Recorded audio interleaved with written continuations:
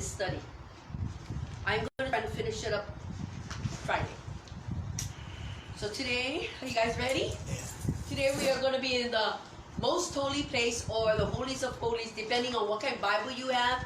They say it differently in different translations. But in the New King James that we do, it's called the most holy place. So we're just going to call it the most holy for tonight. There's nothing wrong. It means the same thing. So before we get started, let's thank Him, glorify Him, and praise Him. Let's pray. My Heavenly Father, my Lord Jesus, I just want to thank you this night for the gathering of your saints and for all those who are hearing this night. This night, my Father, we are about to enter into the holy place, your seat of power, your throne. This night I ask by your Spirit to enlighten us, to lead us, to guide us in our conversations, and all that you want your people to hear. I pray that they will receive.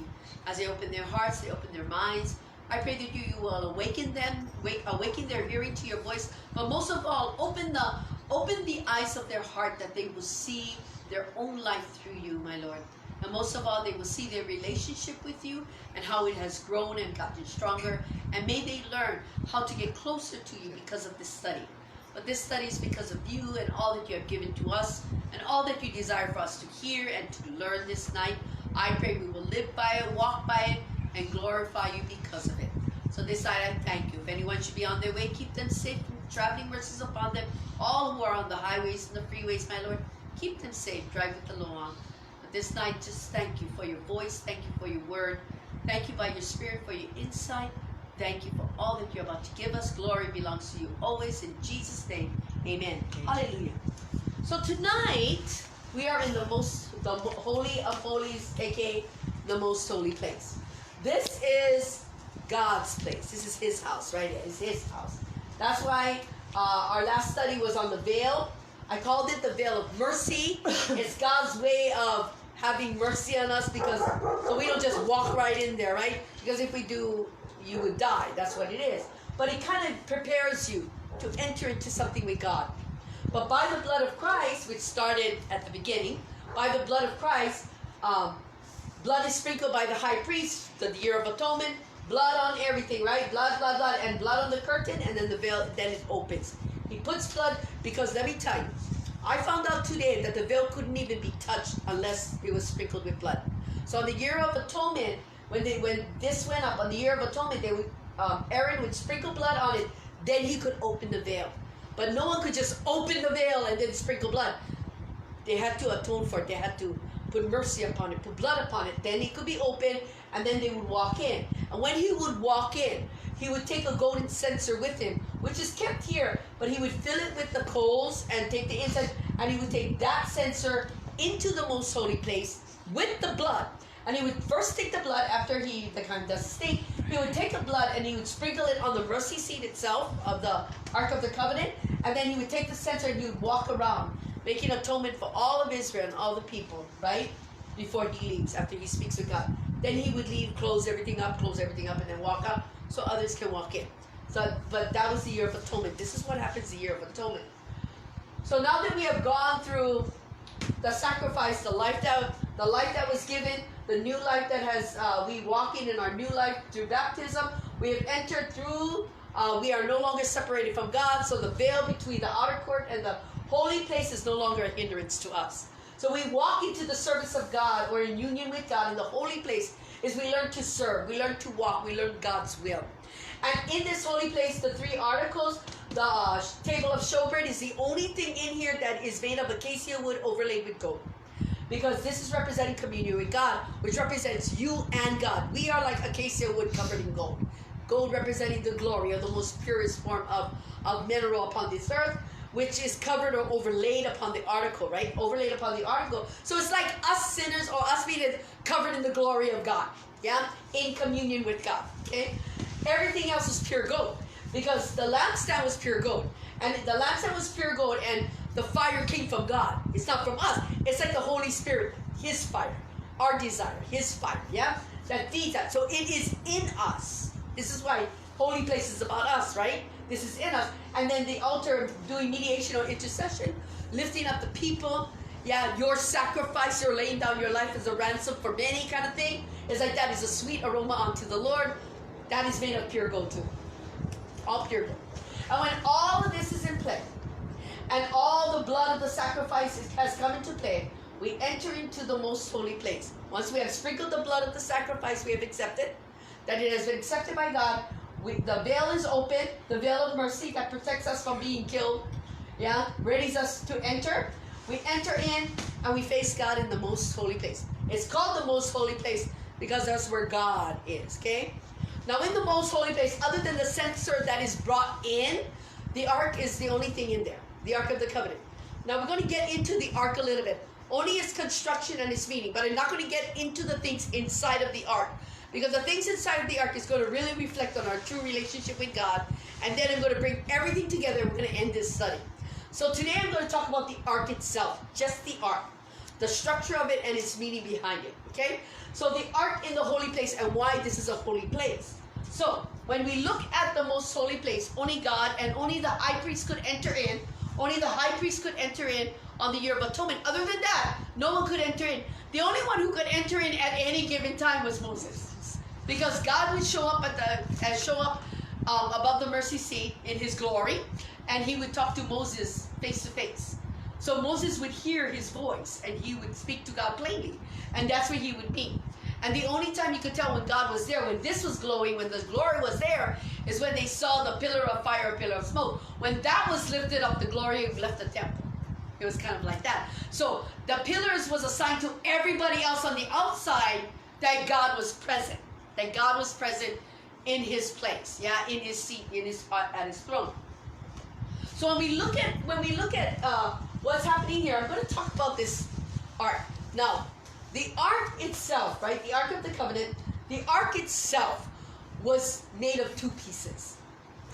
There was the chest itself, not counting the poles, because the poles, when they made the ark, what I found out today is when they made the ark's rings were below. It was below where the cover was. It was below it, So closer down towards where the legs were. And what would happen was the acacia wood, and they would overlay it with gold, and they would put it into the gold rings, and it would never be taken out. It was always there. It wasn't something they remove and put away, type of move, put it in.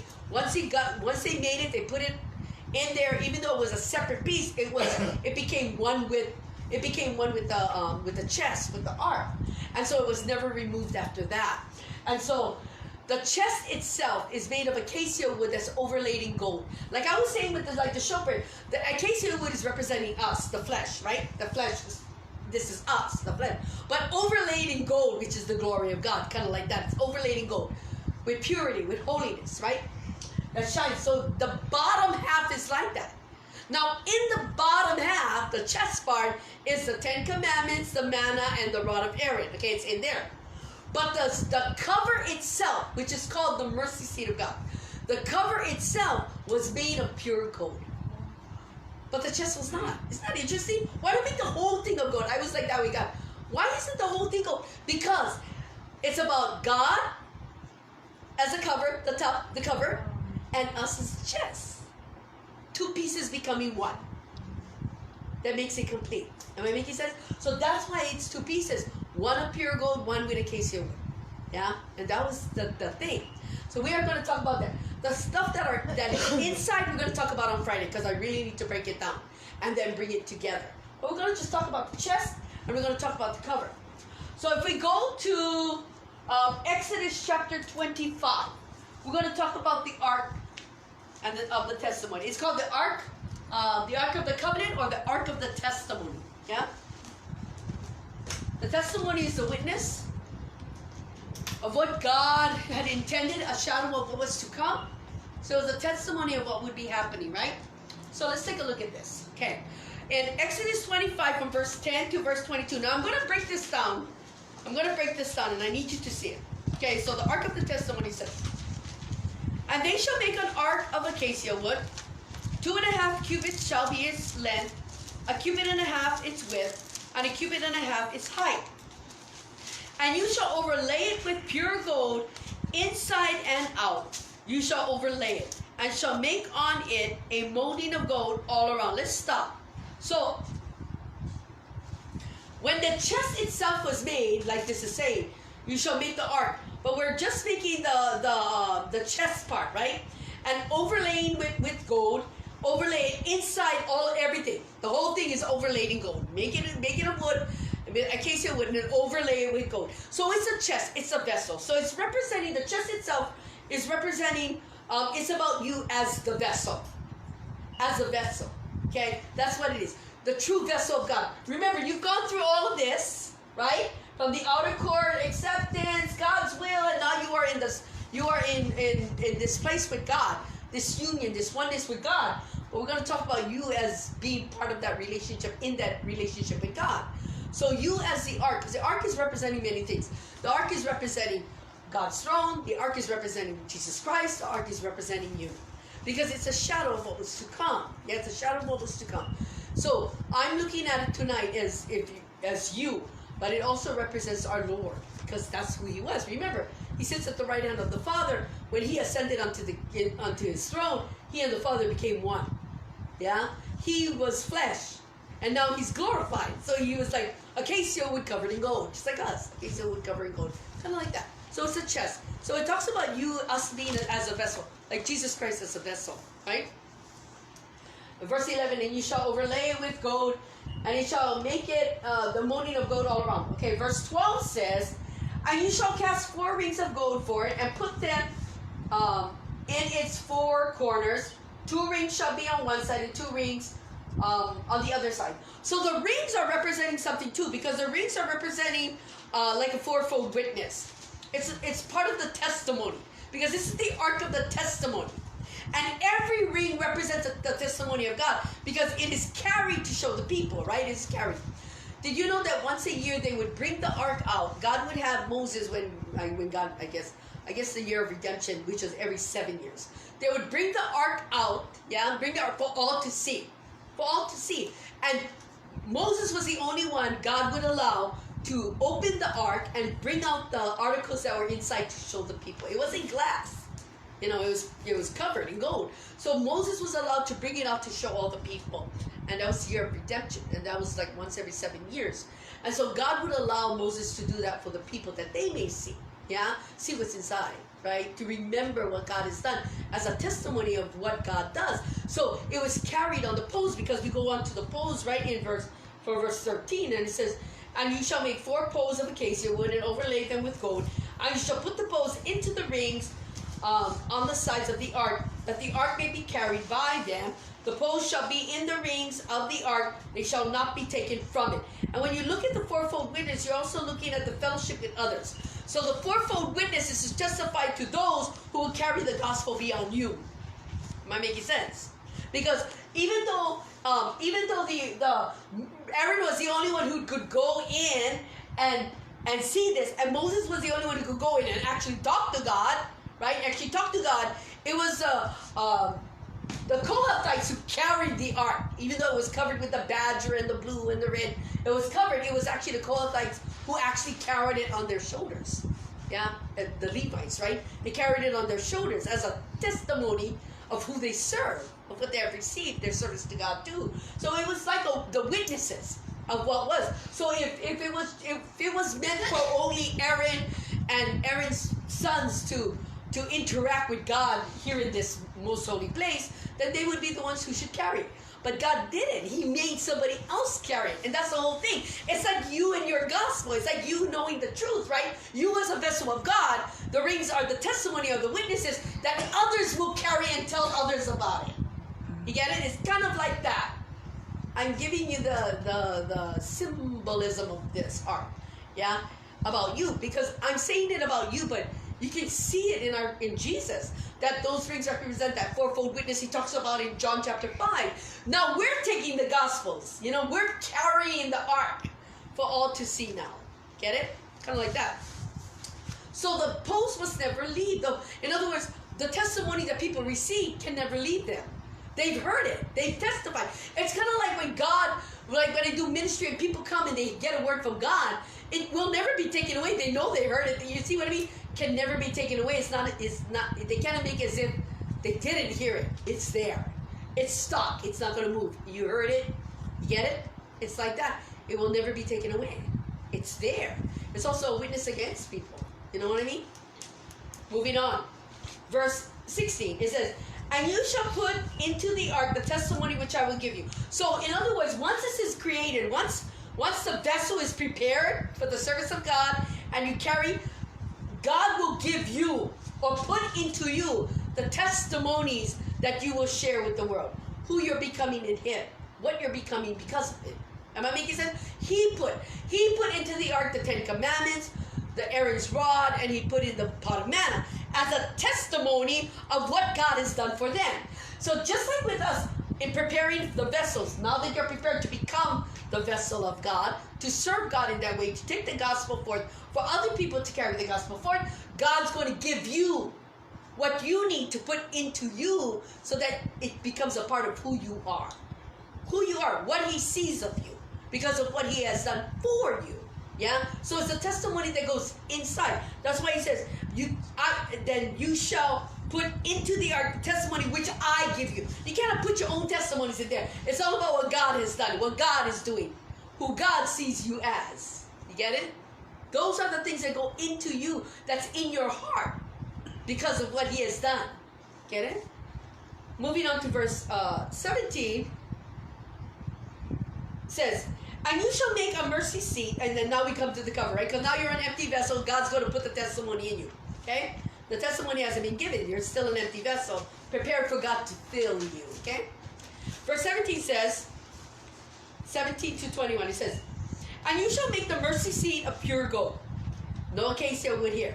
It's all glorious, all God. Pure gold, yeah?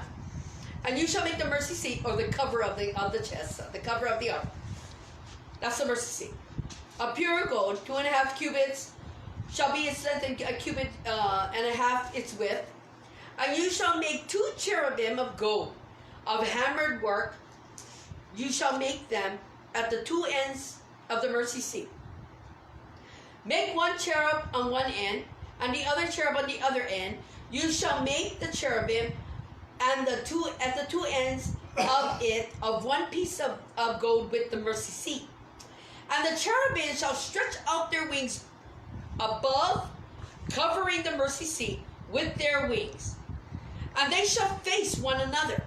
And the faces of the cherubim shall be toward the mercy seat. So in other words, they'll be facing down.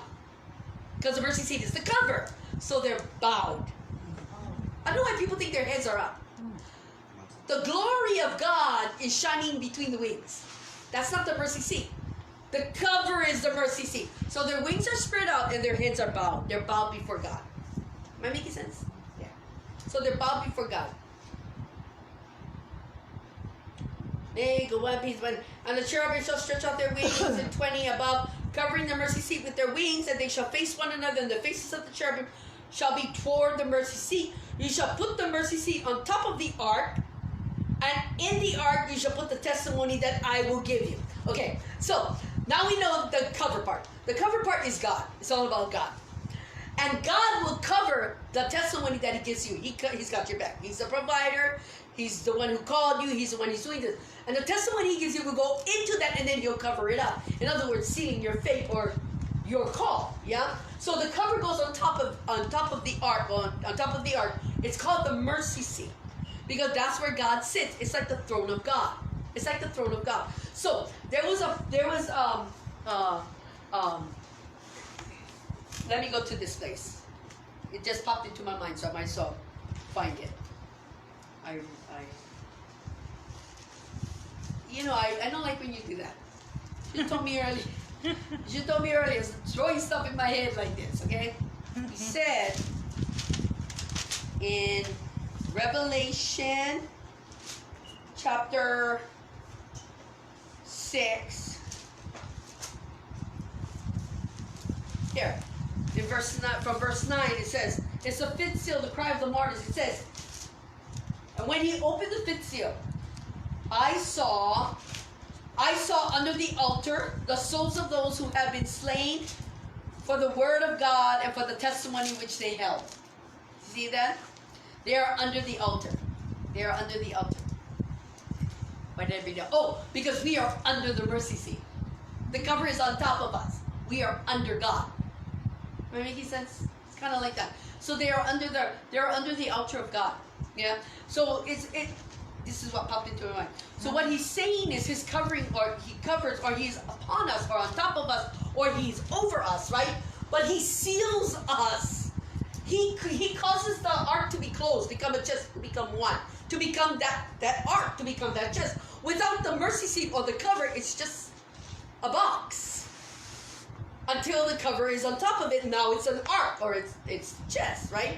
But God is saying the only thing that could go in it is what he gives you.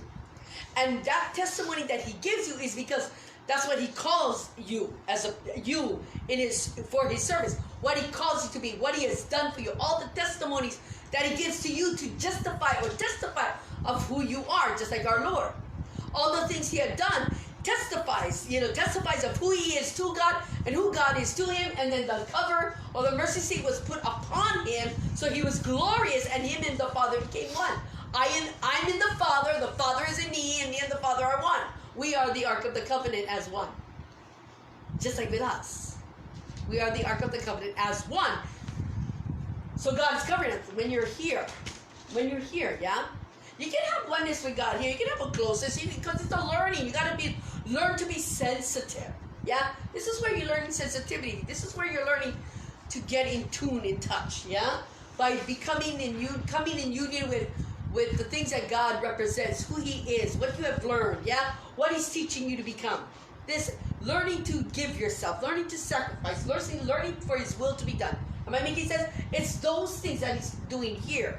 Now, when that's being done here, and all of these you have learned, God, you can only grow into this place. And so hence, you become part of the ark, or you become one with God. This is where the oneness is. This is where you're learning to become one. This is where you are one. You are one. You understand that? You are. So, when all of that is being done, well, God's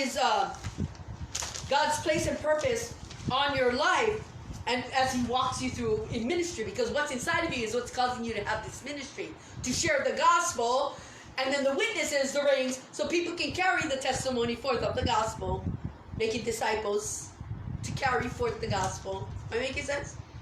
It's kind of like that. And so that's what the mercy seat does. It seals and makes the ark an ark. Without the cover, it's just a box. With the cover, it is the ark of the covenant. Yeah? And that's the only thing. When it becomes one, then it's something. When it's not one, like the cover's not on it, it's nothing. It has to be one. Yeah?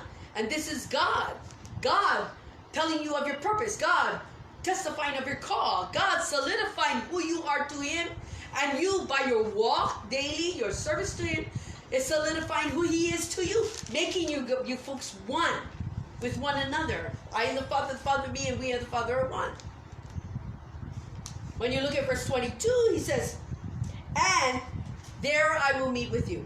There I will meet with you, and I will speak with you from above the mercy seat. So above the mercy seat was between the wings, above the heads of the cherubim. Yeah? Above the mercy seat. So not, when he said they must face the mercy seat. Now, I don't know why people don't get that. When he says the cherubim must face the mercy seat, and all he says is, I will meet with you above the mercy seat. That means he's not on the cover. He's above. He's hovering above the cover. Right? So why do people make their drawings of the ark with them facing each other? They're supposed to face each other, meaning this way, but facing down. Yeah, this meaning this way. We're looking this way.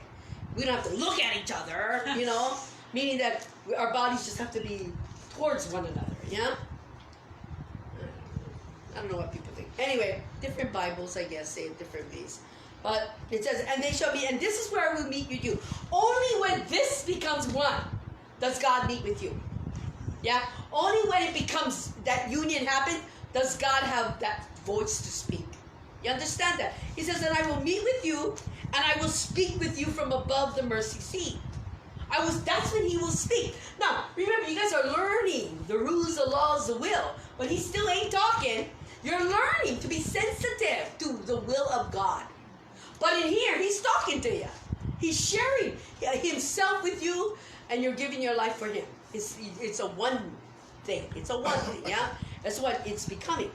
And that's when he speaks to you above the mercy seat. From between the two cherubim, which are on the ark of the testimony, about everything which I will give you in commandment to the children of Israel. So what God is saying, when it comes to us,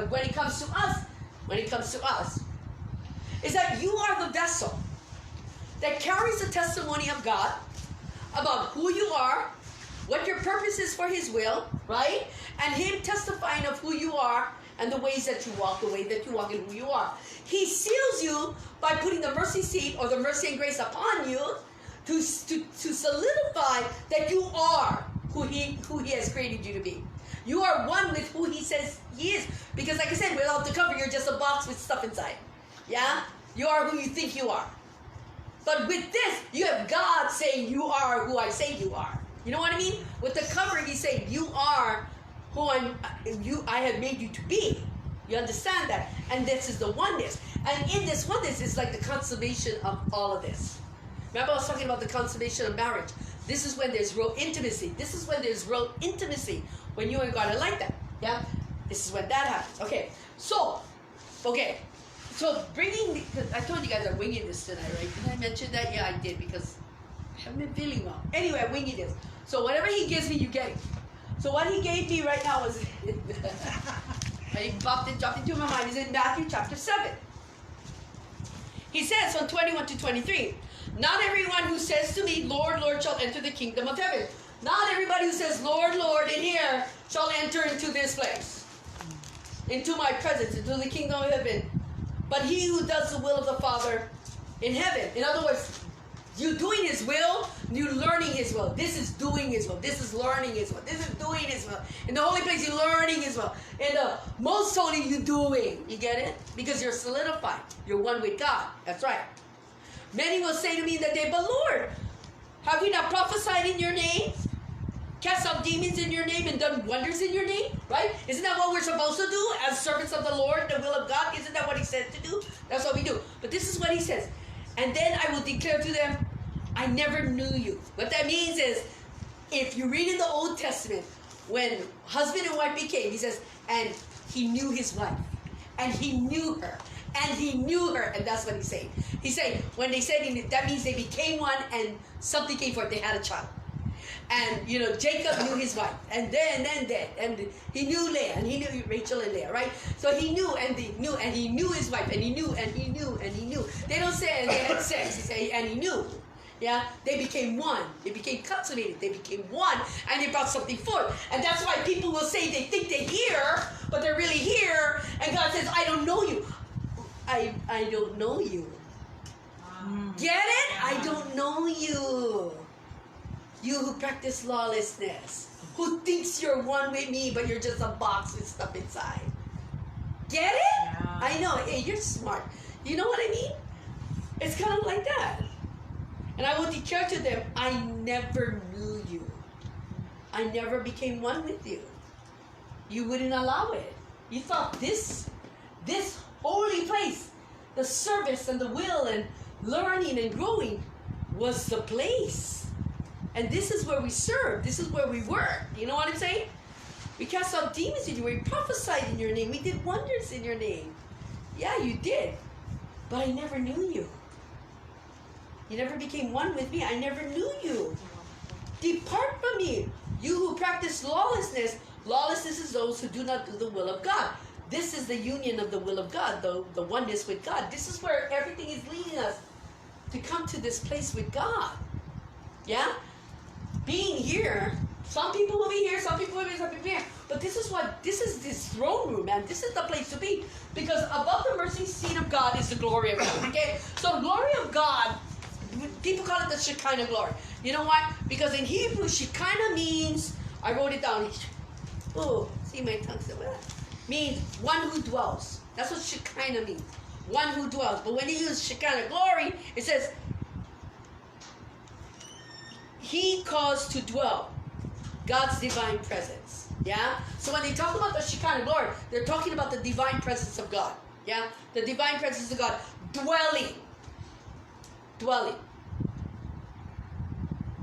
Dwelling. Yeah? So when you talk about the Shekinah, this says one who dwells, the divine presence of God. The Shekinah glory. One who dwells. So when there's a glory, when there's a glory in the house, that means God has come to dwell. When they saw the pillar of fire, the pillar of smoke, the true glory was above the mercy seat. That was a sign that he was there. It was a testimony to everyone on the outside, because not everybody could see that glory. But that funnel of fire, that pillar of fire and that pillar of smoke was saying, God is there. He's there. And people saw it that way. It's like God being on the mountain and Moses saying, everybody come to the mountain. God is there. Look his glory. And they're all afraid. All they can handle is smoke and fire. So all the people outside and in the camps, they could never get close. They could never enter in. Because why? Because they could not handle the glory. The only one who could handle that true glory was Moses. Moses became one with that glory. That is, the glory would shine upon him, that he would walk on it. They would see the glory still upon him. Because he was one with God. Yeah? When his service was ending and Aaron was entering in, the glory started to fade. Yeah? So it's like that. And so, when the Shekinah glory, when people talk about the Shekinah glory, it's about the testimony that you are one. That person is one with God, and God is pure gold. It's glory on top of that person. Now they're covered in gold. It's that place where that union that God talks in and talks through, talks to, because of who you are. Because of who you are to him and who you know he is to you. And now you know him and he knows you. You have become one. You get that? So he won't say, I never knew you. We never became one. You know what I mean? But people will think, because of the works that they do and the miracles and stuff, those things are happening in here, in a holy place. But God is shooting for this, that you may be in his presence. Yeah, you may be in his presence. Because why? Because we are under his cover. Yeah, under his glory. Yeah, he covers us. Yeah, he testifies of us by us having that. And then he speaks in us and through us, and he speaks to us in that glory. You know what I mean? And it takes a union. Yeah? It takes a union. This is because that Shekinah glory at the mercy seat, it means it's the seat of God's presence. It's the seat of God's presence. That's what it is. That's what the cover is. It's the seat of God's presence. That's where God would meet with Moses. That's what the Shekinah glory, not on the seat, above it. Because that's like the throne, and that's where he would sit in his glory. Get it? So when Jesus entered in, said he sat at the right hand of the Father. But it means that he became one, because he sat on the throne with the Father. Yeah, they became one. He was the vessel, the chest part, who carried the testimony that God gave him about who he was, what he was supposed to do, the laws and the rituals of God, the 10 Commandments, right? And he had the covering and the glory of God upon him. Get it? And they were one. He knew. No one knows the Father except me. That's what he says. No one has seen the Father but me. Get it? Only him. Just like Moses. Moses was the only one who saw God. Only one who spoke to God. The only one who truly saw the glory of God. Everybody else saw it through a cloud and a fire. Moses saw it face to face. Face to face. Could you imagine? In the most holy place? In his presence as one? That's what he's talking about. And what it takes to be in that presence is realizing who you are by knowing who he is. Who you are by knowing who he is. You know who you are. What's inside of you is what God gives you so you can tell the world and share it with the world. Get it? What he puts inside of you is because he knows you. Am I making sense? It's like that consummation. A reproduction kind of, okay, I don't have to get into the innuendos, but you know what I'm talking about. Yeah, it's like that. When you become one, you produce something. And all in the Old Testament, they talk about, and he knew his wife, and he knew her, and he knew, that's what this, why they would word it that way. And then God tells people, I never knew you. You know, when that had come to my mind, it came to my mind a few months ago. It crossed my mind. I was like, really? I wasn't seeing it. And tonight when I heard it again, I was like, whoa, really? This is what it means? Yeah. Relating it to how he sees a union. Yeah.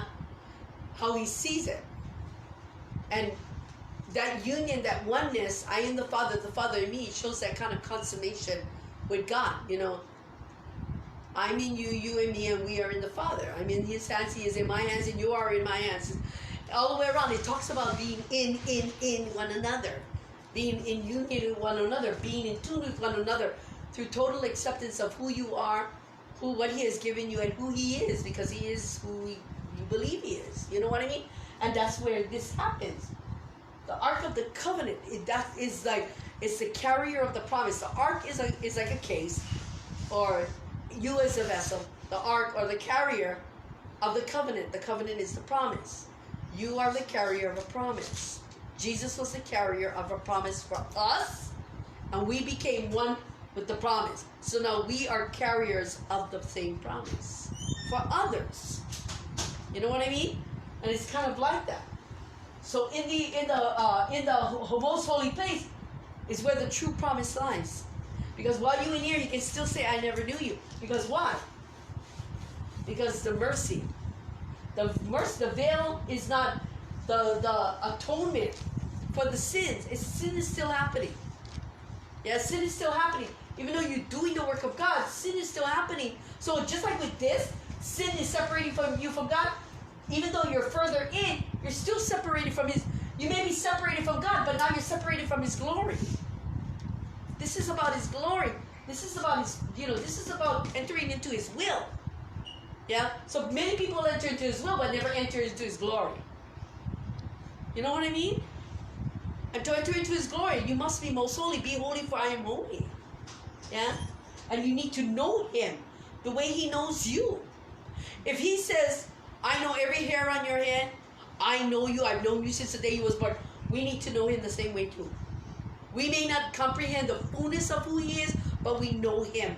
We know God. And how deep it goes, how far it goes, how wide it goes, that's going to come with the relationship you have with God. Because he's going to teach you. He's going to tell you all about himself face to face. He's going to teach you through your life who he is, who he's always been. Yeah? And then you're going to show him by your life that you get it and you're one with it. You will become a living testimony. A vessel of a promise. Yeah? And this is what happens when you enter into the most holy place. You have to know who you are. What's inside of you. What he speaks of you. And those things about the budding rod of Aaron, the 10 Commandments, and the pot of manna, we're going to talk about on Friday. Because this is about testifying you as that vessel. Yeah? Tonight I'm just talking about the union of that, the covenant, the ark itself. It becomes an ark when it becomes one. When the cover is on top of the box, it becomes the ark. Without that covering, without that cover, it's just you. Overlaid in gold. Yeah? Overlaid in gold. What good is that without God as your true witness? Yeah? God is your true witness. And you need to know him for that to happen. And I mean know him. And in there's pure trust. There is no fear. There is no doubt. There is no self in here. It is the union between you and God. Period. Not my will, but thy will is being done. Yet you have the right to choose. And you know that too. But you're in tune with him. You're one with him. And that's what the ark is representing. It's the promise. A testimony of the promise. And you have become that testimony, just like we have. It's been hidden from many people. People think you can just pray your way to the holies of holies. And then go back out here, and then go back in there, and go back. No. You can pray your way, but prayer should be changing your life. It should be changing you to be worthy of being in that presence. But everyone can be here, and that's what the blood of Christ did. Through the atoning blood of Christ, he made atonement for all of mankind, that all the veils are open. But the mercy of God stops us because he knows that if you make yourself come in, you're going to die. That's why it's mercy that's this. It's not an actual curtain. The curtain is open. If you want to jump in, jump in. But the whole thing is God's mercy. He knows where you're at. And he knows you're going to get hurt. He knows. It may even separate you from him. So he knows what he's doing through his mercy. Yeah? Where you're at, and keeps you there until you're worthy, until you're ready. to accept the glory upon your life. Because this is what it's going to take. The fullness of who he is the fullness of who you are as one. Am I making sense? Without that, you are just a box with stuff inside, and you're telling everybody what's inside, who you are. What good is that? We cast out demons in your name. We prophesy, just you telling everybody this is who I am, without the testimony of God. Without the witness. You know what I'm saying? Hold that question, write it down. Get that? In the most holy place, only one may enter. In other words, it's just you and God. There is no worldly influence. There is nothing but you and God. You understand that? It's just you and God. And God is telling you all about what's happening in the world. All of this, he's telling you. He's preparing you. And he's showing you. So you can help other people find their way into this presence too. Because now you're a living, walking testimony of a promise. Amen? Okay. So on Friday, we're going to go into that box. Because those are big stuff. Yeah? And then I'm going to close it up with the totality of it all. Okay? How was that? Did that make sense? Any questions? Okay, you had one. What were you going to ask?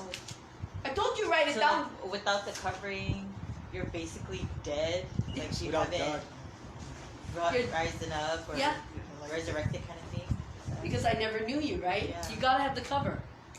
That's just like people thinking they're the vessel of God because of everything that's happening. Cast out demons in your name, prophesy in your name. That's them saying this is who I am without God testifying or validating them as his vessel. It's just them as vessels, but not God's vessel. Get it? So is that like the same as being dead bones? Like just... No. The dead bones, I would put it more out here because the dead bone is about coming to life again. That's about serving. Yeah, the dead bones ain't serving. But it's like if you look at the Pharisees, when Jesus tells them you wash the outside of the cup, but inside the dead man's bones and those kind of things. You look at the Pharisees, they were here and they were acting like they were in there. That they had this thing going on with God. But in reality, they did not. And Jesus came to tell them that. And show them through his life and the things God did, that they did not have that relationship with God. They were not in the Father and God wasn't in them. Because he said, if you were Abraham's children, you would know me. Because, me. You know what I mean? If you read the scriptures, they testify of me when he talks about the fourfold witness. You trust in the scriptures and they talk about me. And you won't believe it. Yeah?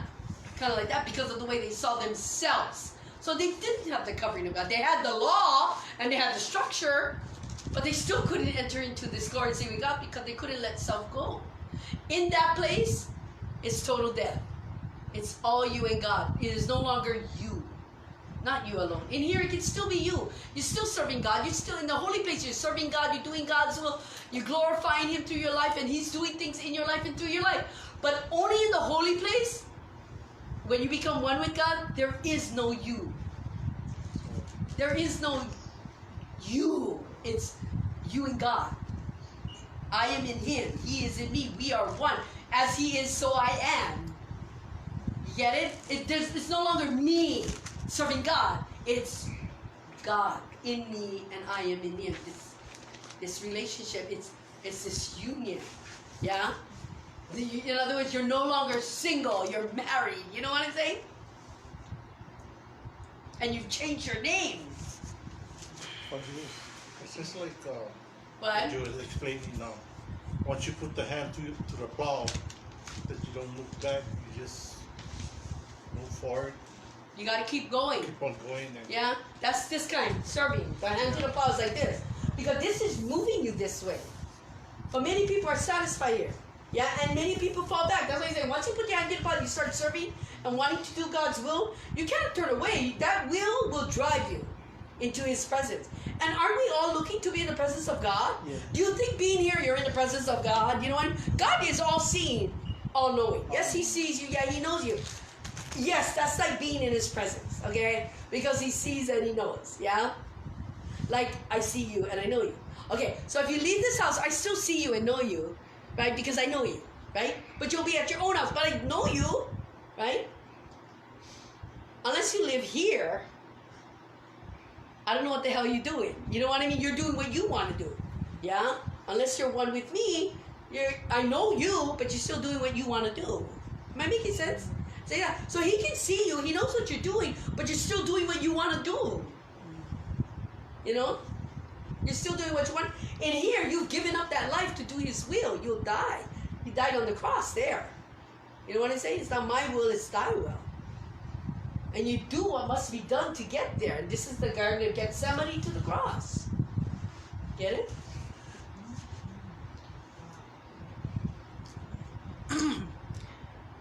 Anybody else? Is it making sense? You guys, everybody wants something more with God. But nobody seems to want to sacrifice for it. Yeah? You guys don't want to sacrifice. You guys don't get it.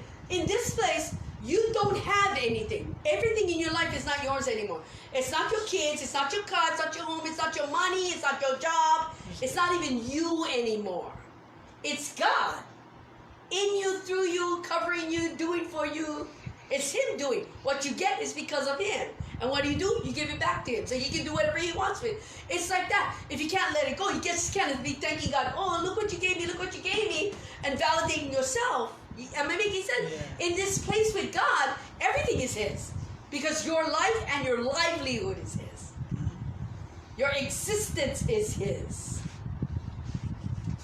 The woman with the 2 mites, yeah. She's there, man, because her livelihood, yeah, her existence, livelihood is about your existence. The things that helps you to exist is God's.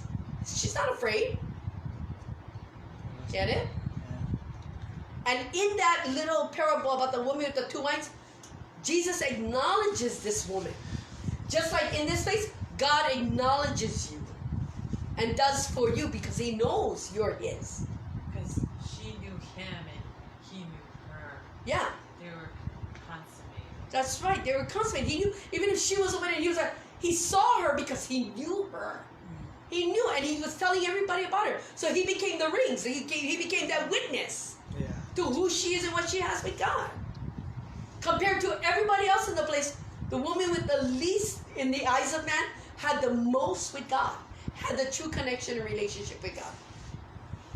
And to Jesus, to speak it that way, it was glorious to the Father.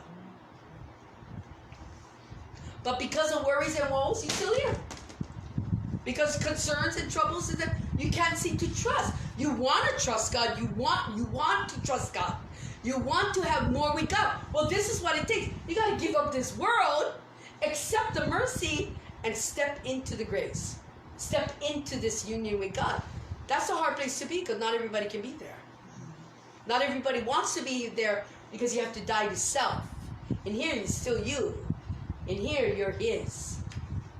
Yeah? You're his. In here, you die to self. Because he is everything. He is all things. You know what I mean? He becomes that. Yeah? You can't just make him that because you want to be that. He has to be that in you, through you, around you, everything. Your nature makes him that. Your behavior testifies to that. Everything. If it doesn't, you're still learning. And it's all right because you're still learning. You're still understanding. You're growing. But he wants more. So he gives you more here. Right? That it may burn a fire brighter in your darkness or your misconceptions. So that you desire more. That it'll drive you there. He knows how to teach you. He does. Yeah? He knows what it will take to teach you how to become a mediator, how to surrender, how to be compassionate. He'll teach you how to shine and stand on the hill. He'll teach you because it'll help. He knows it'll help feed the fire and the desire in you to have this within. But he knows you got to learn what it takes because you can't step in and step out. Because once you step into this faith, there's no turning back. You cannot. You'd be dead on the floor. Right. That's kind of like yesterday's fellowship that we had. The Cheryl's about that testimony about being the steward of the mysteries. Oh, she brought in the stewardship? Yeah. Like that testimony that he had that was driving him. Yeah. And then he didn't care where it was at, whoever judged him, whatever, it didn't matter. Yeah. Because it was all him. It was all about God. What scriptures did you use yesterday? That was 1 Corinthians 4. Was it 1 Corinthians what? Yeah. 1 Corinthians 4. 4:1. Okay. So Cheryl brought this to the table yesterday. 1 Corinthians 4, chapter 4, verse 1. Let me compare about stewards of the mysteries of God. And he was like this. He says, let a man so consider as servants of Christ, the stewards of the mysteries of God. Moreover, it is required in stewards that one be found faithful. Okay? But with me, it is a very small thing that I should be judged by you or by you in court. In fact, I do not even judge myself. Yep. For I know of nothing against myself, yet I am not justified by me. I'm not justified by this, what I think I know. But he who judges me is the Lord. Okay, and that's talking about this. I know where I stand. I know who I am. I cannot judge me because he's judging me. Yeah? He judges me. Okay, so when I started this ministry, the ministers had problem. Other pastors had problem. Who's your covering? I said, God is my covering. They're like, no. They want me to give them a name, a man. Someone who can watch over me and tell them that I am who I am, right? But I told them, I said, no, God told me to open this ministry. God taught me, God said, so God is my covering. And they said, but who are you accountable to? And this is what I said. I know the judgment of God. He judges me. I am accountable to him. Okay? That's what I say, and I stick to it. I still say that. No man tells me what God tells me. I will heed the voice of God. That's why I say, if Jesus didn't say it, I am doing it. Get it? It's kind of like that. You got to believe for yourself. Yeah. You got to get there too. Who cares what the world thinks? God judges you. God knows you. If you have that relationship, you can't just have that. It's not an attitude. It's a truth. It's a truth, because that's I believe God will judge me in the end. No man, I don't care what anybody says. In the end, God will judge me. Me, he's going to judge. You know? And so you have to know within yourself the same thing. Who he is in this relationship with him. You have to know you and him who made you you. You have to accept that. Learning to accept that. Learning is about this. All of this in the holy place is learning about you. And you doing his will. You're learning about your struggles, your fears, your doubts. You're learning all about the things that you're struggling with when it comes to doing God's will. If that's what you're learning there, this is like, you know already. You know. It's in you. Yeah, it's nature. But as long as you're still in control and it's still you still learning you still can do God's will. But the nature and the choices are you. In this place, the choice is made. And you made the choice to let God judge you. So let his will be done without complaint. This is existence. This is God having an existence in your life and through your life. And you know it. And you allow it. You surrender to it. You know, because you know. This is not about learning. This is about knowing and becoming that vessel for him. This is the vessel. This is not the vessels. This is the vessels of God. Get it? This is where the true offices are. This is where the prophet, the preachers, the teachers, the true ones are. Because this is God working. This is the learning process. This is where they're trying to be. Trying to become, but too much self. So he cannot become. Not at this magnitude. Don't you want it to be this? More than this? Of course. Wouldn't anybody want it to shine and be glorious upon you? That you become, let him sit above you, let people see the fire, see the glory? Yes. You should want the world see the glory of God in always, not only through your life and in your life, but in every word you say, in every action you take, everything you do is his glory. You know what I'm saying? It's always shining. Am I making sense? Okay, anybody else want to add to this? Because I'm on a freaking roll.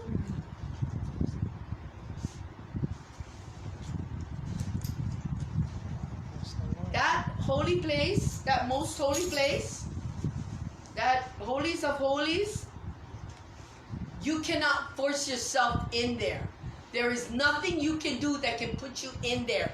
It's something you die. You gotta die to get in there. You gotta take up your cross and follow. You have to die. You have to die to self. That's the only way. Whoever loses his life will find it. Amen. Moses lost his life. When he met God on that mountain at the burning bush, it was no longer his life anymore. You have to go to the millions, yeah. He became God's vessel. And he stayed God's vessel. He became one with the will of God. He became one. He knew he was no longer going to be in hiding. He knew he was no longer going to be a shepherd. He knew. He became the vessel of God. And he stood up and let God testify to the world that he was God's vessel. And he stayed that way. He stayed that way. And that's something you got to understand. You're going to lose your life to gain God, for God to be glorious in your life. How glorious do you want him to be? You know? You know? How glorious do you want him to be? And that's what you got to understand. And it's not about the stuff in your life. Because when you get to that place, you know you have nothing. That everything is his. Everything is his. And everything that happens to you is his will. And every interaction is God's hand. Everything is his. Everything is his. It's his will, it's his way, it's all him. He does it all. He does it all. And you will never complain. I never complain about what happens. It's his will. You know what I mean? Today I sat outside and I was talking to the Lord. And I looked up and I saw a double rainbow. And I haven't seen one in years. But out of nowhere now, I'm just sitting there. It started raining. It was drizzling. I was sitting there thinking, is it going to rain tonight? You know, it was this afternoon. I was like, is it going to rain tonight? And then all of a sudden, it just appeared. Like 2 rainbows. That's unusual. You know, it's unusual that 2 shows up. It's not often.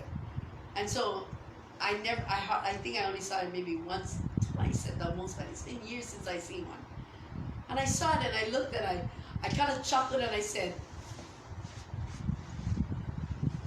the promise is coming, isn't it? The promise is coming. You know, it's something inside of me says there's a fulfillment coming. I don't know what it is. Inside of me it says, I looked at it and I said, it's coming, isn't it? I just felt it. I don't know what it is. I just know that something glorious is coming. You know what I mean? That's what it felt like. And that's all I could say. I said, it's coming, isn't it? It's coming. It's coming. Whatever it is, it's coming. You know? And that's something that, you know, it's something you have to understand in your life walk with God. You know, in that place, in the most holy place, there's a sensitivity it's like being in tune with something. You can hear it, you can sense it, you can feel it, you can see it. You know what I mean? It all speaks. God talking, you know what I mean? He's saying, he's doing. And it always comes out to the same thing. It's what he wants, you know? I don't have to question. I never question. I never doubt it. I'm not afraid of it. None of it. Nothing that God does can scare me. You know, nothing that he does can take me away or break me or whatever it is because I know him. And I know he knows. I'm not blind to the fact that he knows what he's doing to me. What he's doing in me and around me. I know that. Get it? That's where. So I've pretty much been like this from the time I started my ministry, okay? And I had to tell pastors that, you know, other pastors that God is my covering, yeah? Without realizing that he is the lid to this box, kind of like that, right? He is the lid to my box, right? And everything he has done and everything he has given to me, is a testimony that I am that ark for him as Christ was the ark for me, you know, and now I have become that vessel, yeah, to carry the promise to others too. You have to surrender to that if you want to be that, and it's not a surrender of the moment. No. It's a surrender for the rest of your days. It is something you become. It is not something you do. This is not something I do. This is something I love. You know what? I don't do ministry because I do ministry, or because I'm ordained. No, I do this because I love what God is doing, and I am the vessel of testimony. Yeah, that you may carry it forth, the rings, the poles. Yeah, because of what's inside of me, because of what's on top of me, what covers me. Am I making sense? It's kind of like that. Get it? And so you guys gotta find your own way. I can teach all of this, but it's for you to see it for yourself. What? Did you see something? Yeah. What? Mary. Mary who? Yeah, Mary.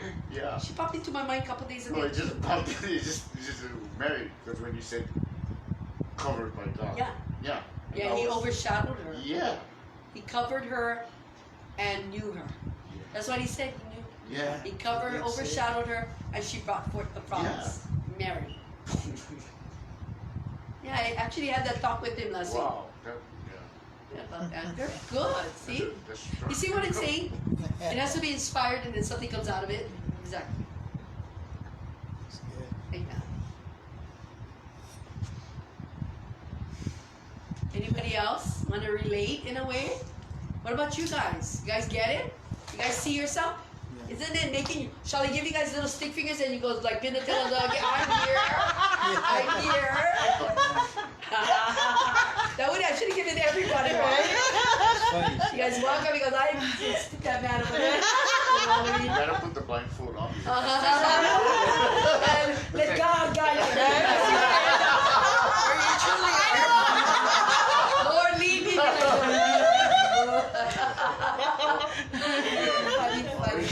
That'd be funny. That would actually be funny. We should try them, yep. Anyway, That's funny. anybody want to share or relate? Go ahead, Lisa, what?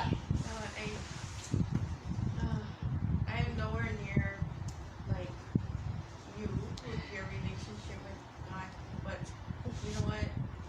I am so much farther than where I was before. Meaning that when you talk, I can feel things. Like I can sense things. It's like it's so not so far beyond me anymore. Yeah. Like I feel like, you know, I'm in the ballpark area of understanding what you're actually talking about. Right. Because it feels good. It's like this, I don't know how to even explain it. It's like this connection to what you're saying, and it feels good. And then it's like my testimony is I wasn't ready, and he knew I wasn't ready. And had I forced myself to be ready when he knew I wasn't ready, I would have totally crashed and burned. I would have. You did. You know what? It's like the pressure. I would have doubted what I have with him. I mean everything. It just you know, maybe would have even made me walk away. Who knows? Again, you know, that kind of thing. But that's not his timing. Like I was thinking about it when you're talking. I mean, his timing is so perfect. And It is. the thing is, he's using my life to show me like so many things. And you were always telling me, right? He's teaching you, Lisa. He's teaching you. You know, let it happen. Let it be natural. Let it just, you know, grow. Let yourself grow into it. And you know what? It's such a I can't even describe the feeling, but then, you know, just looking at, like, when I wake up in the morning, like, I am so loving him. Like, it's like, you know, I'm just so grateful in the way that I want other people to know this too. So, you know, it's not trying to do it but I allow things to happen, you know. And then when things happen, I thank him. I said, wow, you know, this happened because of you, right? I mean, but I had to be the willing vessel. Like, I had to actually let myself, like, just let things go. And then, you know, like, and in that talking, when I do talk to people, it's like understanding where they're coming from and then to relate it to my walk with him too. So it's like connecting things more, like just seeing things for really what it is instead of me trying to make. Do you know what he's trying to teach you? Because you tend to have a habit Yeah. of trying to figure out what you're learning. Yeah. And there's only one thing he's trying to teach us. One thing. Everybody's trying to learn this, and you folks are getting it little by little, but you're not seeing it. Okay. The only thing that happens here, is it is done. Yeah. It is total acceptance. And everything you guys are going through is to learn how to accept the will of God. Yeah. The hand.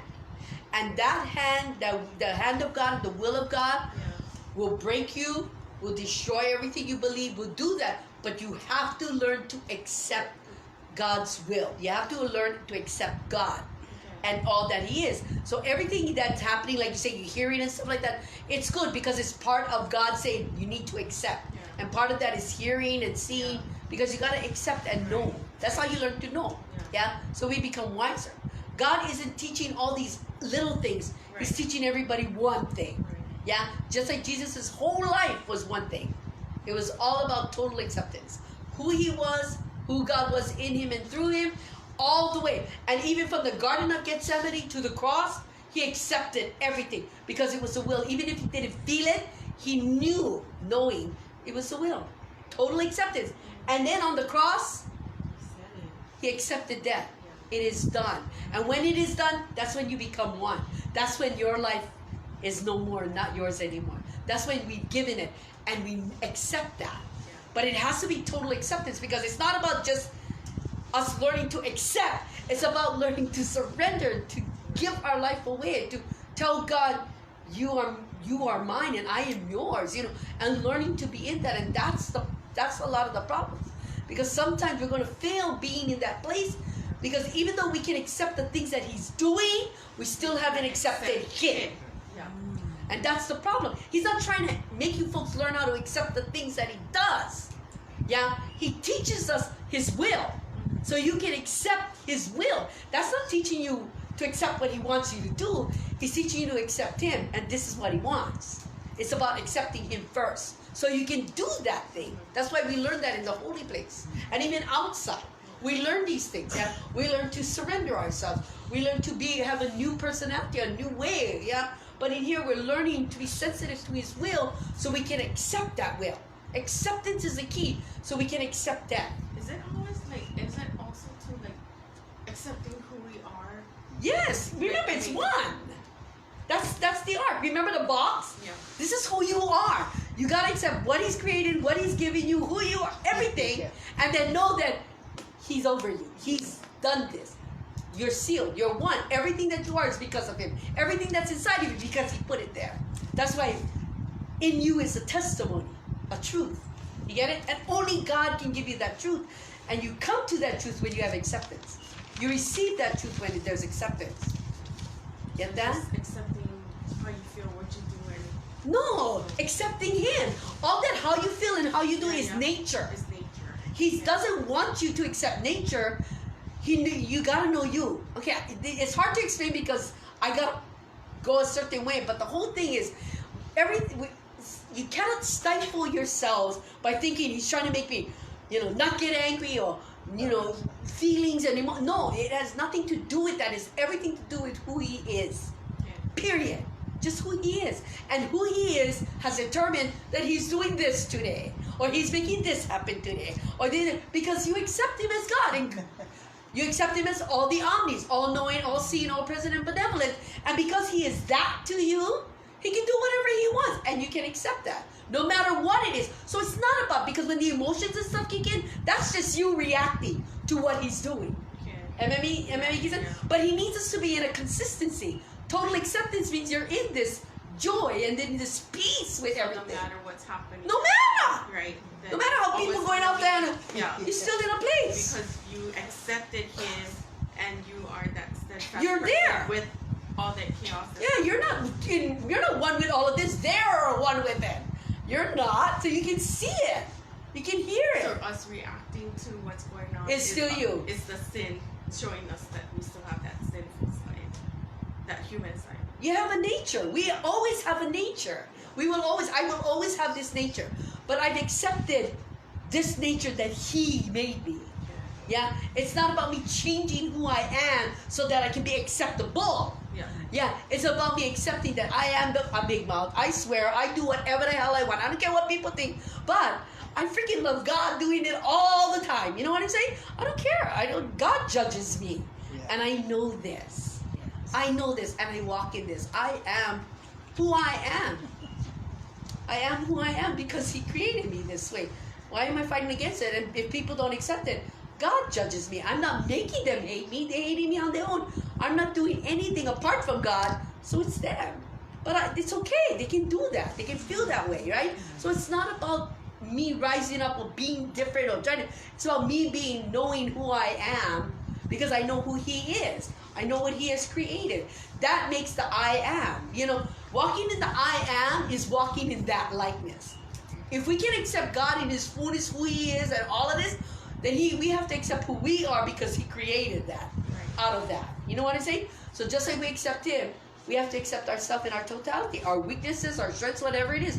But us knowing it only makes us stronger. There's going to be thorns in our flesh, but it's only to keep Him stronger in us. You know what I mean? Yeah. We will have our moments of weakness, but nature, and it's okay to have your weaknesses. It's okay to have emotions. We're not robots. It's okay because we are who we are. But is it based on you or Him? That's the thing. Where are you connected to? Yeah. In this part, you are one with Him. So as He feels, you feel. As He loves, you love. As He hates, you hate. You know what I mean? Yeah. He's sensitive to all of that. We become sensitive to the same things. As He thinks, you will think. As He feels, you will feel. As He loves, you will love. You get it? And you learn the fear of the Lord.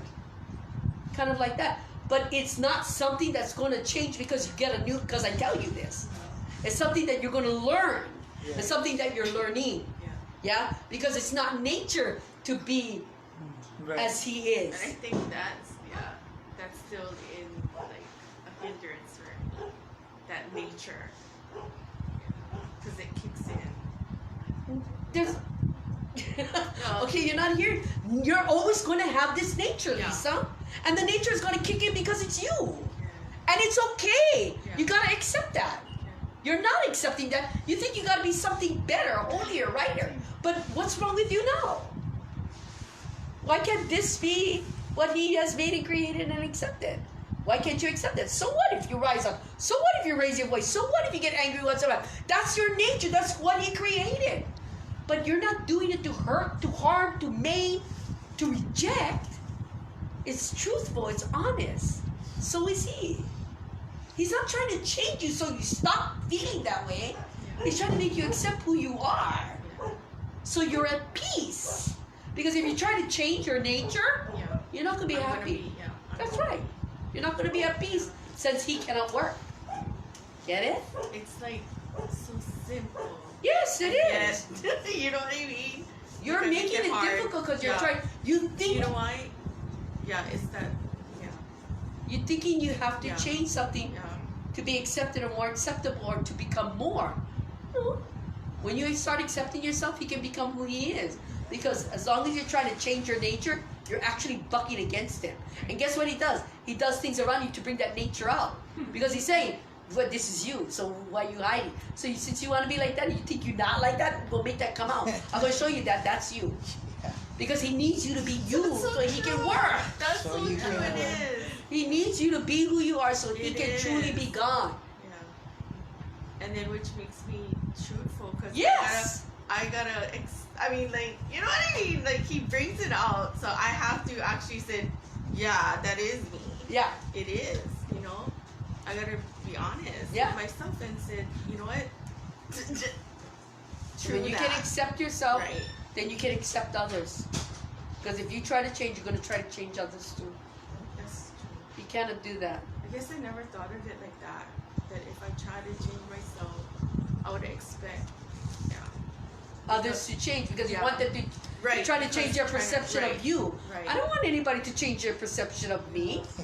I want them to accept me for who I am. That they knew I was real. I am who I am. And they like me for who I am. So if I see them on the streets, I still like this. You know what I mean? I don't have to put on airs. I don't have to put on a show. I don't have to become that person. I'm like this now and I'll be like that when I see you in the supermarket. You know, it's not going to change. I will yell across the room like I always do. This is me. You know, this is who I am. I accept that because this is who I am and I'm happy with me. You know, so I will be happy. And if yelling hooey across the room catches the attention of whoever I'm calling, it's okay. Who cares? Well, I'm at peace. But the person I'm yelling at, they know it's me. It's funny. I can be in a room full of people and I'll go, hooey! And the one I'm trying to call will be the very one that turns. And they will see me. It's like they know my voice. It's amazing. Well, it's like kids. They know their mother's voice, Exactly. right? Exactly. Yeah. So I am not ashamed of who I am. You know what I mean? I'm not ashamed of who I am or what I look like because I know He has accepted me for who I am and what I look like. He created this. You know what I'm saying? Yeah. I am at peace with me. And so I am at peace with Him. So I'm not trying to change people's minds about me. Their perception of me will change when they come and seek after God. And God will change their perception of me. But I won't change it. I'm not. You know what I'm saying? God will make them see Him. They will see who I serve. They will see who covers me. So when I prophesy to people come in, they never met me before. It's like, whoa, never heard this. And they feel all this, whoa, this energy and this power from God. Because God is doing that to let them know I'm the vessel. And He's the one over me. I am one with Him. So as He is, so I am. So as He is power, He will show them that so am I. Am I making sense? Yeah. Exactly. I just learned something just now. Yeah. About myself. I did. I don't know. But that's what you're supposed to. You're supposed to learn something about yourself. So you stop doing the things that you're doing. So that you come to a revelation that either will stop you or change something. So that you're on a better path. You understand that? And it's a place that you guys are getting to. When you guys learn and accept. When you guys can accept. In this place, you have nothing but God. And yet He has your back. This is the place He can say, do not worry, I got you.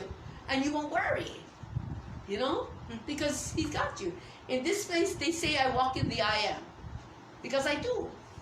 As He is, so I am. You know what I'm saying? And God does what He wants to do. And He says whatever He wants to say. And I'm sensitive to it. You know what I'm saying? I can be talking to you guys and He'll start talking to me and I gotta stop talking and I gotta listen to Him. Because I can hear Him. I hear that voice. It's like a wind, like a whistle, like a song. It's like that. It's just like that with me. Anyway, but I can hear it over everything. You know what I'm saying? But that's my relationship with Him. That's what my union with Him is about. He knows He can do that. He knows He can stop me and talk about anything. I didn't even prepare for tonight. Because I was sick all day. And so by 5 o'clock, I said, I forgot to cancel ministry. And I was like, so I guess we're going to do this then. So I opened my Bible and I found 2 scriptures. And I said, we're going to come over here. We're doing it. But as I started, he just was giving it to me. So everything we talked about, He kept dropping it into me. Because He knew. But He still wanted this to happen. You know what I'm saying? Yeah. And it's something that you guys got to learn for yourself. That's why I continue in spite of how I feel, because if He wants it done, He's going to do it. You know what I'm saying? You know what I mean? Yes. There's nothing you can do or give that will make Him love you more or give you more. It's what you surrender that makes Him more. That's good. Because when you accept Him, you lose your life in the process. You give up a piece of yourself, of your world, to make Him your world. God is my world. I've overcome my world because He has come into it. You understand that? So now I am in His world. and His will and His joy and His peace. You know? And I like it. I like ministry. I do. I'm going to do this the rest of my life. So I'm going to be doing this. Even if we move away, I'll start my freaking another ministry. I cannot stop. I got to share the gospel. No matter where we go, I told him, I'm going to do ministry.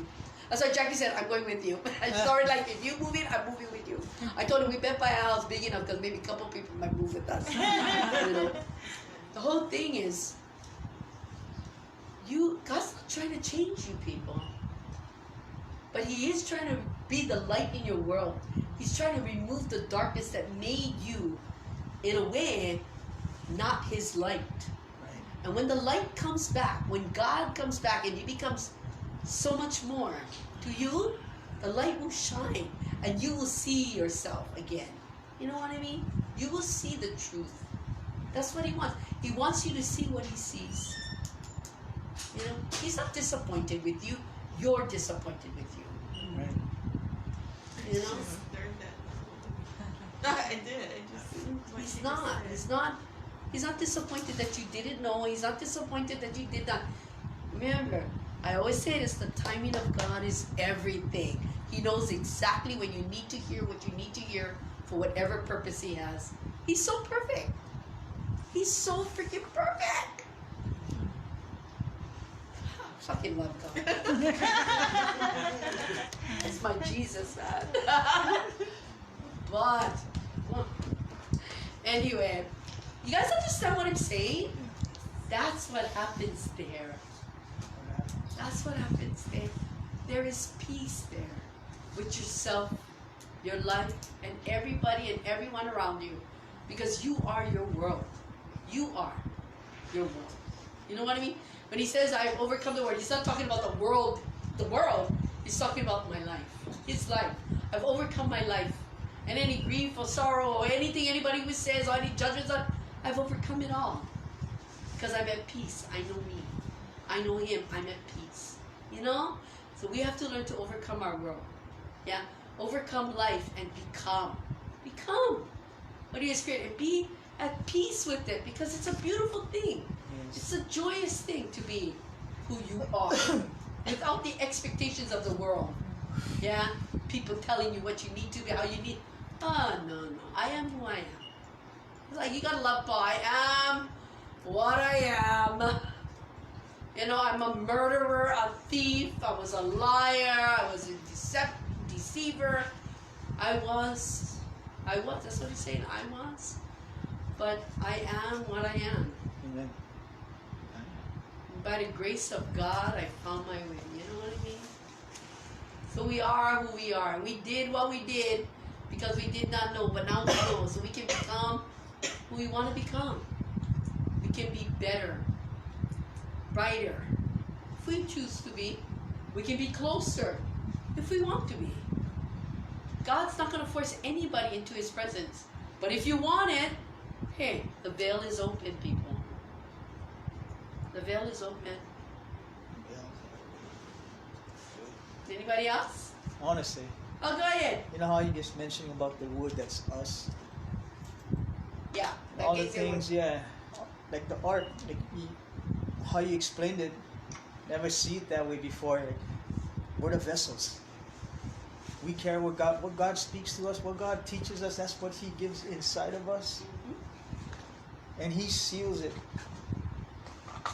And all that area, it's all happening this week, and just feeding whatever He's been talking to me about.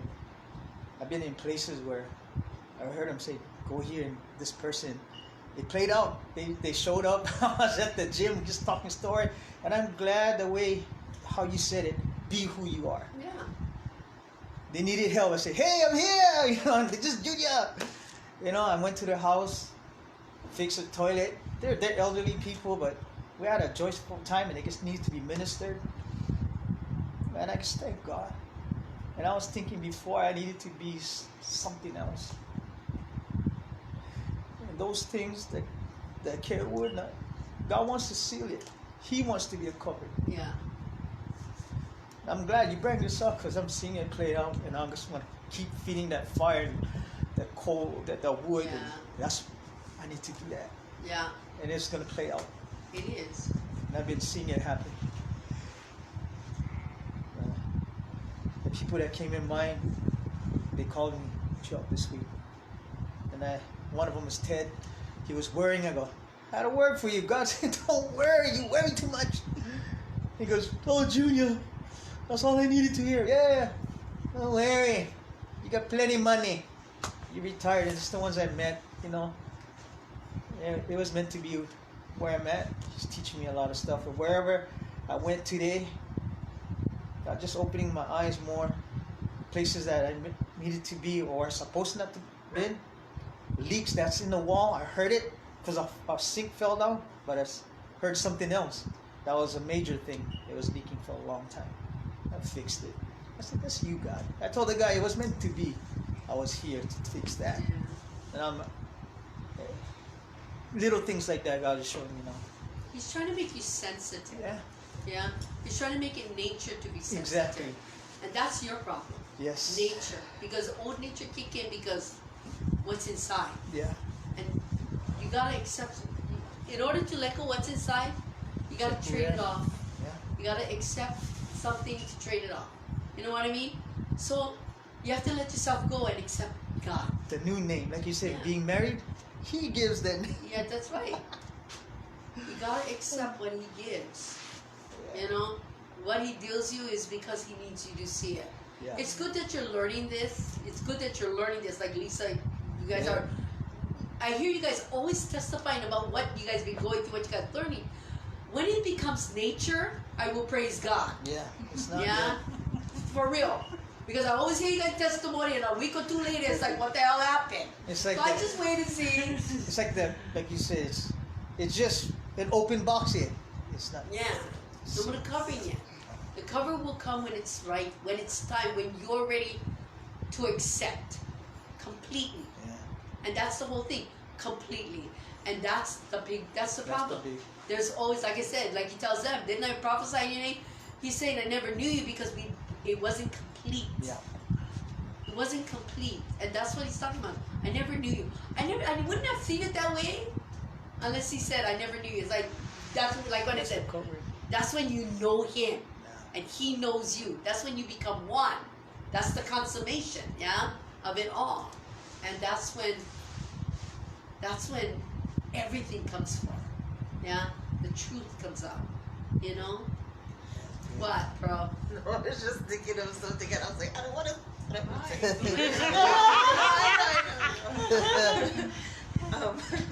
No, I was just thinking. I was like, sometimes when you're saying stuff and you're so adamant about it, and I was just sitting here and I was like, oh gosh, you know we're learning, right? and then later on you'd be talking and be like, but I know you guys are learning, and I was like, oh. I think you see the connection here. It's No, like but I'm trying to give you folks I know. an answer. But at the same, because I feel myself having to say it, because sometimes it's not about you. Someone else needs to hear it. Right. So I go on until I feel like I'm done. And then when I stop, I'm like, I feel like, this is not for everybody. I know you guys are learning, okay? Yeah, no. Yeah, but it's for the one that He's talking to. Yeah. No, but I totally get it too, because on my part, sometimes it's like, well, wait a minute. This is like your what you call those people that train you, like your trainer, right? It's like girl, I know you got a little bit more in you. Like, come on.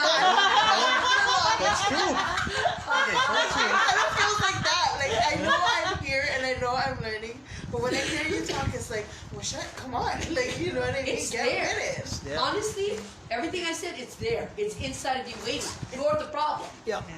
God's not. Like I said, the veil is open. He's waiting. His glory is there. That's up to you. But to give up your life, to die, to self, is a big problem. Because you won't have nothing anymore. You know, nothing. The day that happened, I gave up $1 million company, paycheck, everything, to walk and serve God. I'm so glad you talked on this tonight, because lately I've been getting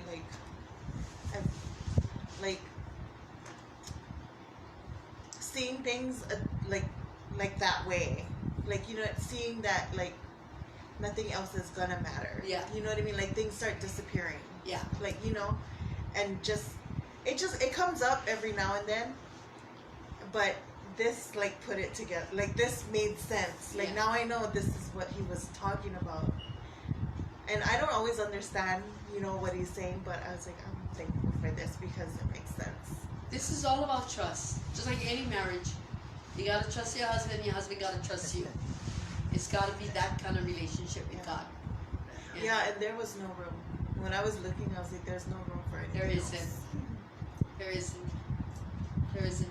And you folks will learn true wedding vows, yeah? In Yeah. sickness and health till death do we part. All of this comes into play. Nothing I'm can separate you from the love of Yeah. God. I'm trying to just go with the flow because I don't want to rush it. Because I You know- know if I'm not ready, I'm not ready. You know what I mean? I'm not going to say I do if I don't. You will know when it's You will time. know. Yeah. Yeah, that's why he's preparing you. Yeah. It's like going through you're not even at the honeymoon phase, you're just at the dating phase. Yeah, like You just get you know, You're feeling about yet. Wait a These minute. are- Don't ruin it. It's like that. You guys, that's what you guys are doing. You guys are learning. You guys are growing in him that you may know him, and you're getting his number. Keep it in tune, keep it in touch, and it'll become more. Let it blossom. Yeah. Let this love between you and God grow. Yeah. Don't force it. Yeah. I don't Yeah. want to. Just let it grow. You'll find it. Like I said, mine grew to the point where I needed him more. He became more. And I was willing to give up everything for nothing of this world to just have him. And it didn't matter that I was single mom with 2 kids. None of that mattered. It was God. I wanted him more. So I took him. I took him and I gave everything up. And yes, we suffered for it, but the kids didn't suffer because what I had was insufficient for them. That, like I said, that's when I learned to fast. That's when I learned the deeper things of God. He trained me through those things. It was His purpose. How else would I know? You know what I'm saying? Yeah. I would have had to fight with somebody else to teach me about fasting. Teach me. No, God purposely said, yeah, I only give you enough for the kids. You're not gonna have nothing. I'm taking the food out of your mouth so that you can learn to talk to me, to stay in tune with me in spite of this. You can fast. Yeah. He taught me everything. Everything you guys learned, He taught me. Completely. He taught me everything. Isn't that amazing? Yeah, I don't even have a college degree or nothing. But He's awesome. God, He knows what everybody needs. And right now, the world needs God. And He needs more witnesses. Yeah. Yeah? Yeah, the laborers are few people. The harvest is ready. That's another thing I noticed. I was like, wow, that's why he said that few find it. Yeah. Yeah. Because they think this is sufficient. Because they consider themselves holy.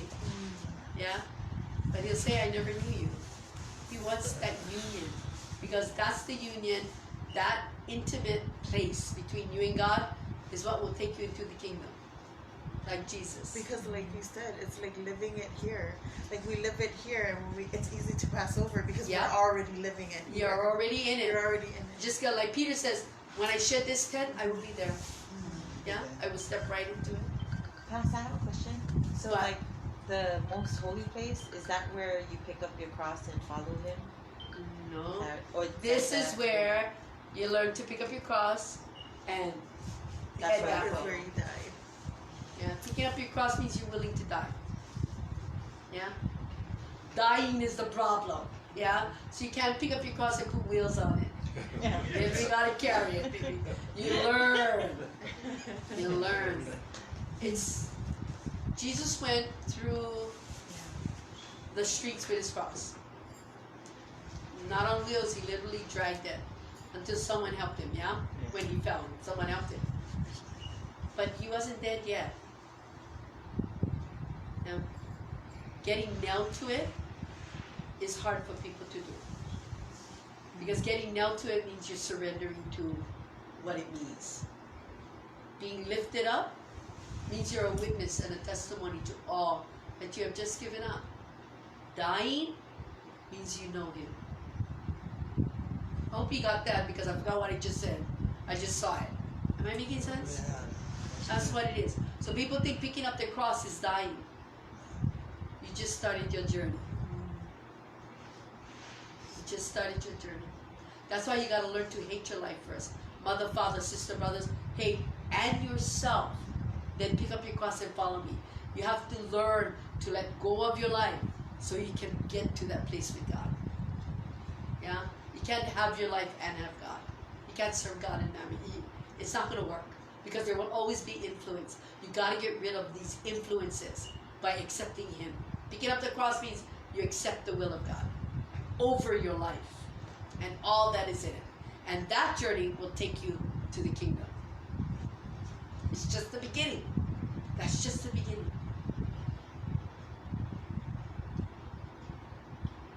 You know?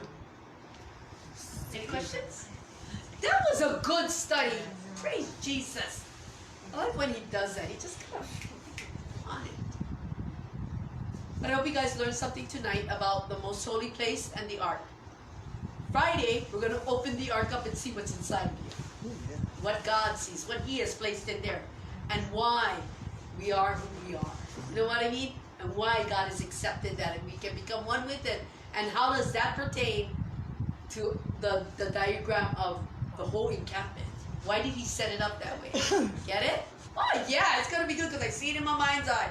It's going to be good. We'll finish up on Friday then. It might be a longer study because I got to break down those 3 items.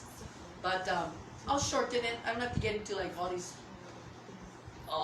details. But I'll make it. It's different. As I grow, as the years go by and I still grow in God, He makes things sharper, more clear. So I don't need as much, but it has a greater effect. You know what I mean? It's awesome. So we'll finish it up on Friday. Amen? Let's pray. My Heavenly Father, I just want to thank you. My Lord Jesus, Holy Spirit, you are like so good to us. So insightful. Yes. I thank you for every word you have spoken and taught us this night. How I pray they will become one with it. That their hearts will be open to receive. But most of all, their eyes will be open to see this truth. That they may see it for themselves in you and through you as you teach them and guide them through life in their everyday, my Lord. So that they may hold tight to who you are, knowing that you are taking them on this journey of hope, of joy, of peace, but mostly into the journey that brings them into your kingdom. And Lord, I ask you to bless the offerings of your people, for their generous spirits, their kindness, my Lord, to your ministry, to you, my Lord, they have given. I pray that you will bless them. They have not asked, they ask for nothing. So I ask upon their behalf. If there is a need, fulfill it. If there is a prayer request in their heart, my Lord, I pray that you will answer it this day. I pray you will not hold your kingdom and open every door and every window of your kingdom and pour it out upon them. Fulfill every need. May they not worry. May they not have any concern. But may they be blessed because you see them. You see them and you know them and you know the kindness of their hearts. So thank you for giving to them as they have given unto you. And Lord, as we separate one from another but not from your sight, take your people home safely tonight. This night, my Lord, the highways and the byways, there's a lot of people. Road rage, I noticed. A lot of people are getting angry on the street. Always frustrated, always in a rush. This day I pray that you will give them a calm spirit, my Lord. That everybody will drive with aloha and be kind to one another on the streets. For this time, my Lord, in this time of darkness, there must be light in this world. So Lord, reach out your hand to those out there who feels frustration, the burdens of life. I lift them up unto you. I pray that you will alleviate them. Show them, give them hope, my Lord, that they have lost. But most of all, speak unto them and guide them into your kingdom. Show them the light. Show them the truth, my Lord. Show them that their life can be so much better when they have you in it. So send somebody their way, my Lord, to minister to them, to teach them, to guide them, to give a kind word, to be compassionate. Whatever they need, let it be so.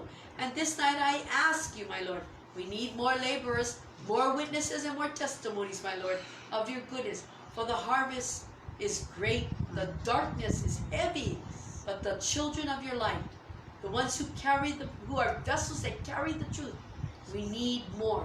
Give them a voice, make them rise up, take away the fears and the doubts, my Lord, and let the new generation step up. Let this happen, my Lord, for now is the hour, for something is coming. You are preparing, the promises about to be fulfilled, and I thank you for all that you're about to do. Glory be to you always and always and in all things. In Jesus' mighty name, amen. Yay!